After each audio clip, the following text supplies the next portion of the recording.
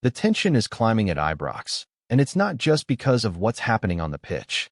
Sean Dyche, a name that's suddenly back on the radar, has stirred the pot with a few choice words that hit Rangers fans right where it counts. While Russell Martin continues to fight for his future as Rangers manager, Dyche has added fuel to the fire by making it clear that, yes, he's watching, and yes, he's interested, but only if the timing is right. That alone has sent shockwaves through the Rangers faithful, especially considering the mood surrounding Martin right now. And let's be honest, when you're sitting 8th in the table, and the team has only just scraped together its first league win of the season, fans don't need much more to start looking elsewhere. And speaking of that win, if we can even call it that with a straight face, it came in the most dramatic and chaotic fashion possible. 8 minutes of added time away to Livingston, the game hanging in the balance Adam Impate Porum Gol, and suddenly, out of nowhere, Max Aarons pops up at the back post to slam it home in the 94th minute. Absolute limbs in the away end. But here's where things get real. The celebrations barely had time to breathe before the chants against Martin kicked off again. That should tell you everything you need to know about where things stand between the fans and the current regime. Even a last-gasp winner isn't enough to smooth over the cracks. Ollie McCoist, watching from a pub in London with his family, captured that exact energy. He described the scene as only he could. A room full of people glued to the Newcastle versus Arsenal match, when suddenly he jumped up screaming after Aaron's winner, startling everyone around him. It was classic McCoist, but it also highlighted the rarity and unexpectedness of the moment. When a fullback, playing in a patchy team performance, becomes the hero in stoppage time, you know this isn't part of any grand tactical plan. It's desperation football. And for a club with the expectations of Rangers, that's just not acceptable. Now back to Dyche. The former Burnley and Everton boss isn't currently in a job, but he's not chasing one either. In his own words, he's quite enjoying watching from the sidelines and won't force anything unless the opportunity feels right. Still, the fact that his name is being thrown into the conversation isn't something to take lightly. When club legends like McCoist mention him as a legitimate candidate, it creates a shift in the atmosphere. The pressure tightens on Martin, and every result, or lack thereof, becomes a referendum on his time in charge. Let's not sugarcoat this. 5 wins in 15 games is nowhere near good enough. Rangers supporters don't just demand results. They expect dominance, especially against the likes of Livingston. The current state of affairs has led to a growing sense of discontent in the stands, and even though the board, led by Andrew Kavanagh and the American-backed 49ers Enterprises, have publicly stood by Martin, you have to wonder how long that support can realistically last. Because football, especially at a club like Rangers, is brutal. Fans won't wait around forever, and neither will potential replacements who are already being linked in the press. Former Manchester United scout Mick Brown echoed what many are thinking. If you're relying on 94th-minute winners against relegation candidates just to survive, then you've got a problem. This isn't the standard that Rangers fans hold their team to, and the frustration is starting to boil over. The scenes at the end of the Livingston game, where celebration instantly turned into protest, were symbolic. It was a win, yes, but it didn't feel like progress. It felt like a bandage on a bullet wound. Then there's Max Aarons, the unlikely hero of the weekend, who's had a rough start to life in Scotland. After being sent off in a disastrous 6-0 Champions League qualifier defeat against Club Brugge, his reputation took a massive hit. It was his first red card in his entire professional career, and it couldn't have come at a worse time. On one of the biggest European nights, when Rangers needed composure and leadership, Aarons was supposed to be a key figure in Martin's system, a fullback capable of displacing James Tavernier and pushing the team forward.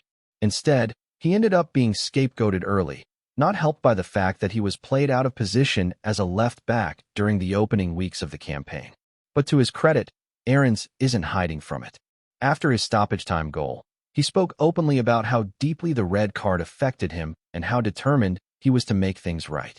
According to him, it was a lapse in concentration, a rare moment of poor judgment in a career that's seen him play over 200 times for Norwich and even spend time in La Liga with Valencia. Now, though, he's trying to use that goal as a turning point, not just for himself, but for the entire squad. Because as he said himself, this was supposed to be a fresh start. and it's already starting to feel like a repeat of old failures. What's made Aaron's situation even more complicated is the context around his arrival. Being Martin's first signing meant he was seen as a statement, a clear message of intent. But when that signing doesn't deliver right away, and fans are already questioning the manager, it only adds to the scrutiny. Add to that the tactical confusion, a natural right back being deployed on the left, and you have a recipe for early struggles. But Aarons insists he's ready to prove himself. And while the goal against Livingston doesn't erase everything that came before, it at least shows he's got the fight to try and turn things around. He also talked about how overwhelming the support has been, even at away games like this one. In West Lothian, Rangers filled 3 stands, turning a trip on the road into what felt like a home match. That kind of backing isn't just impressive, it's pressure. And Aarons knows it. He admitted that dealing with that intensity is part of the job, and that only by delivering wins can the players really repay the faith the supporters show week in, week out. It's a message that resonated with a lot of fans. But again, talk is cheap unless it's backed up by performances. The problem is, Rangers haven't been able to put together a full 90-minute display this season. There have been flashes, short spells of attacking football, moments of real intent, but it's always followed by inconsistency. Against Livingston, they looked comfortable early, but once again let the opposition grow into the game. David Martindale's side had every right to believe they could take all 3 points, and if it wasn't for that late moment of magic from Aarons, they probably would have. Even in victory, the issues remain glaring. There's no identity, no consistency, and certainly no clear indication that things are improving. For a club with ambitions to challenge for the title, that's a disaster. And while the players are saying the right things about character, mentality, and learning from setbacks, the clock is ticking. Fans are already calling this a make-or-break moment for the season. They've seen false dawns before.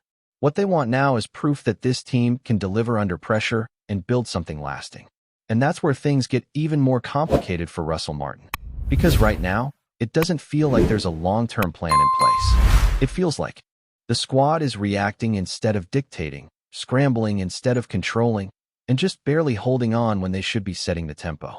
That's not what the fans were promised. That's not what the board envisioned when they handed Martin the reins. And most importantly, that's not what this club represents. Rangers are supposed to dominate teams like Livingston, not need divine intervention in stoppage time to nick a win. When supporters make the long trip, take over 3 stands in an away ground, and sing their lungs out from the first minute to the last, they're not doing it just for a moment of joy at the end. They're expecting 90 minutes of fight, composure, and conviction. What they got instead was another inconsistent, nervy performance that almost fell apart. The frustration isn't just about results, it's about identity. Who are this Rangers side under Martin? What do they actually stand for? These are questions being asked louder and louder, week after week, especially now that other managers, like Sean Dyche, are openly being linked with the job. And Dyche's comments didn't just come out of nowhere. He chose his words carefully, speaking on a popular football podcast where he knew his message would reach exactly the people it needed to. He made it clear that he's not desperate, that he's happy to wait, but that if the timing and the club are right, he's ready to listen. That is not the kind of message that goes unnoticed, not by fans, not by pundits, and certainly not by board members. And when you think about it, Dyche might actually be a realistic option. He has Premier League experience, a reputation for building tough, organized sides, and the kind of presence that could galvanize a fractured dressing room. But even if Dyche isn't the man, his presence in the conversation signals something major. The belief that change is not only needed but inevitable. The idea that Martin is simply buying time with last-minute goals instead of building something sustainable is gaining ground. Every game now feels like a trial. Every post-match interview is scrutinized for signs of doubt or disconnection. And the players, some of them new, some of them struggling to find form, are caught in the middle of it. Max Aarons is a perfect example of that. He wasn't brought in to be a savior. He was supposed to slot into the system, offer competition, and bring energy to the flanks. But his early performances, shaky, out of position, and lacking rhythm, turned him into a lightning rod for criticism. That red card in Belgium only added to the storm. And yet, even after a goal that arguably saved Martin's job for another week, Aarons was still met with a mixture of cheers and skepticism. Because the fans know one goal doesn't fix a broken system. He's said all the right things since then, talking about resilience, responsibility, and the privilege of playing for a club of this size. But words alone won't cut it, especially when you're talking about a support that's seen legends come and go, highs and lows, and doesn't tolerate anything less than 100%. RENNES has the pedigree. He's played at the top level in England, faced some of the best wingers in Europe, and performed under pressure in La Liga. But this pressure at Rangers is a different beast entirely. There's nowhere to hide when things go wrong. And right now, they've been going wrong far too often. The atmosphere at Ibrox is on a knife's edge. Every misplaced pass, every slow build-up, every substitution that doesn't work, it all adds to the weight. Fans aren't just disappointed, they're angry.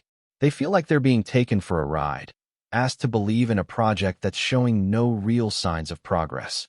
And while the win over Livingston might have offered a flicker of hope, the fact that it was followed immediately by protest chants tells you it didn't move the needle. It wasn't a turning point, not yet. The real test is what happens next. Can Martin string together consistent performances? Can the team show a clear playing style, a sense of purpose that goes beyond, get it to the wings, and hope for the best? Because that's what it looks like right now. A disjointed, reactive group trying to survive each match instead of controlling it. And in the Scottish Premiership, that might scrape you into the top half, but it's not going to challenge for silverware. It's certainly not going to win back the trust of a fan base that expects nothing less than trophies. In a season already filled with setbacks, delays, and disillusionment, the margin for error is now razor thin. Martin's decisions will be under the microscope, especially as the fixtures begin to stack up and the pressure mounts. Cup games, derby matches, away trips to hostile grounds. There's no place to hide. If the team can't deliver soon, and deliver convincingly, the conversation around potential replacements will only grow louder. And let's not forget the boardroom in all of this. Andrew Kavanagh and the ownership group have so far held firm, showing public support for their manager. But support in football is conditional. It lasts exactly as long as the next result. And with fans voicing their displeasure in full voice, not online, not in whispers, but in the stands, during matches, it's only a matter of time before those voices start influencing decisions at the top. Before we continue, make sure to subscribe to our channel and turn on notifications to get all the exclusive news about Rangers FC. Don't overlook any details about your beloved team. It's crucial for Rangers FC fans. Whispers are swirling across Glasgow this week, with talk that Rabbi MATONDO's time at Rangers could be drawing to a sudden close. The Welsh winger, who has shown flashes of brilliance in royal blue but often struggled for consistency, is said to be on the verge of a move to France, with Rennes ready to tie up a deal that may be announced in the coming days. Supporters at Ibrox have grown used to the unpredictable nature of transfer windows, but this one has caught many by surprise. MATONDO, still only in his early 20s, has been viewed as a project player by some, a raw talent capable of turning a match in an instant. From his roots at Cardiff City, through the famed academy of Manchester City, to the Welsh national side, his journey has always carried the mark of promise. And yet, the sense persists that he has never fully found his stride in Scotland. The word is that Rennes, ever keen on spotting players who can bring pace and flair to League One, have made their move with quiet determination. A few in France are already speaking of his arrival as a done deal, though no official announcement has yet come from either club. Inside Rangers circles, the mood is one of curiosity rather than outright shock. After all, manager and board alike have hinted in recent weeks that adjustments to the squad were on the horizon. For MATONDO himself, a move across the channel could represent a fresh chapter, a chance to rediscover the spark that first drew Manchester City to him as a teenager. Rennes have carved out a reputation for developing young attacking players, and perhaps their style will suit him better than the sometimes bruising demands of Scottish football. Still, the rumor leaves many Gers fans wondering what might have been. On his day, MATONDO had the pace to terrify fullbacks, the energy to lift the crowd. But too often those days came and went like the Glasgow rain. If the deal does indeed go through, he may leave Ibrox as something of an enigma, a player remembered not for what he achieved, but for the potential that always seemed just out of reach. Greetings, fans. Make sure to hit that like button and subscribe to the channel. as it's greatly appreciated by Rangers FC. And don't forget to share your thoughts on the news in the comments section below. Until the next video, stay tuned.